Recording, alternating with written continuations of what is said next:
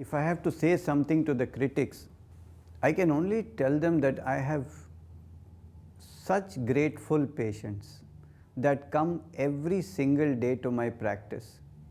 I have seen children who get cough and cold every 2 weeks they take antibiotics, and then after 6 months, 1 year, 2 years of homeopathy, they just come with so much gratitude. They say, now everything is all right. Not only my complaint, but I feel better as a person. My energy has come back. So my suggestion to them, just try it. Do not bother about whether homeopathy is logical, whether it is within the tenets of science as we know it today, whether it is making sense or no sense. Simply watch the results. Our founder Hahnemann, the one who discovered homeopathy, he wrote a book, and the very first words of the book are as follows: homeopathy appeals to the proof of its action. Just you practice this and publish your failures to the world. Everything comes later. All my explanation, all my theorizing, all my great ideas of this or that, or this theory, that theory, no. Once you see its effect, then we will talk further. Don't criticize it on the basis of this or that. What is science exactly? Science is not what you can understand. There are many, many things you can't understand. So science is not based upon what is understandable. Science is based upon what actually happens. It's based on experimentation and observation. Your explanation can follow later. Apples fell to the ground even before Newton discovered the law of gravity. So there are many things that happen which we don't understand today, but that doesn't dismiss it as a fact. Simply you don't understand it doesn't mean it doesn't exist. This concept should go.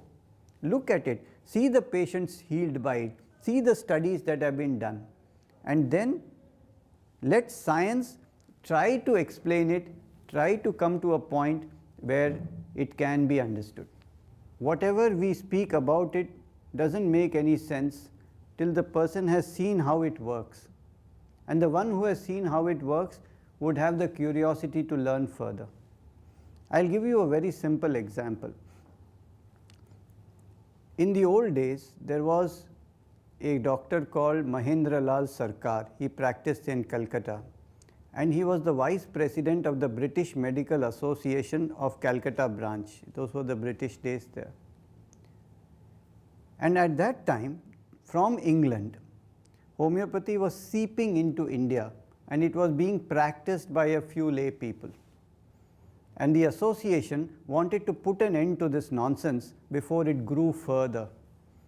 So they appointed Sarkar to give a lecture on the subject, homeopathy is quackery.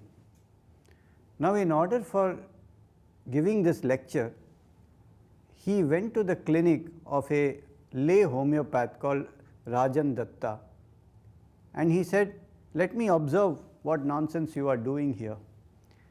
After 3 months of just sitting with that and observing the effects of homeopathy, this very learned and talented medical doctor, he gave a lecture called Homeopathy is the Medicine of the Future, for which he was removed from the British Medical Association, and he became the first Indian homeopath with a medical qualification. So the basic idea before we even start thinking of what homeopathy is to know that it works. And then the curiosity comes, how does it work? How is it possible? Because there are, the potencies of homeopathy are so dilute that you can't trace anything substance in it, but yet it works. Now if we talk about the principles, see, people who have seen the effect now are curious, how does it work? And the very simple explanation is as follows, that there are two views of health and of disease. One is that disease is something that affects the parts of the body. You have an asthma, so it's a disease of your lungs. You have a colitis, it's a disease of your colon. And so you treat it locally, just like you would treat a car whose one part or the other has gone out of order. But the human body is not like that. The human body is conceived as one, develops as one, lives as one, and dies as one. Everything is interrelated. And that's the reason why asthma or colitis or arthritis or hypertension or diabetes or name it, any chronic disease does not have a long-term solution in modern medicine, because you cannot treat the part and think that it has nothing to do with the whole. Everybody now recognizes asthma is a disease where the immune system becomes hyperactive. It's an allergic disease. Colitis is something that is affected by the mind. One part is affected by the other part, and the basic problem is not with the parts but with the central controlling mechanisms with the whole, with the immune system, with the nervous system, with the endocrine system, which are all related also to the psyche or the mind.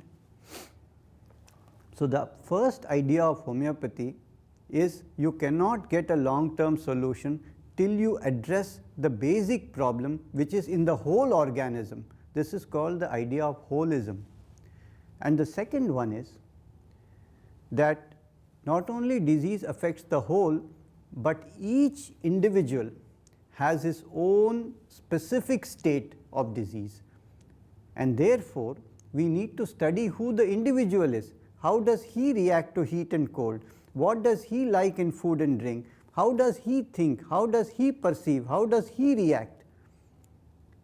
And then we need to select the exact remedy based on our assessment of who the individual person is. And that medicine can stimulate his own healing mechanism to produce a long-term solution to the problem. We talk in modern medicine, they say 70% of diseases are either produced or aggravated by stress factors. They call it psychosomatic. The question is, what is stress? What is the answer to stress? And modern medicine says, okay, stop worrying, go to yoga, do meditation, don't worry. It doesn't help, because stress again is extremely individual. Stress is not coming from how the situation is, but how each individual perceives and reacts to reality. And that's extremely individualistic. And when a homeopath tries to understand stress, he goes into the individual's perception of reality. Try to understand, how does he perceive, how does he sensate, how does he experience stress? And then you see there's so much difference between one and the other. And when you come to that point and you can address that and not remove the stress but change the perception of the individual into a more healthy perception, then everything gets better.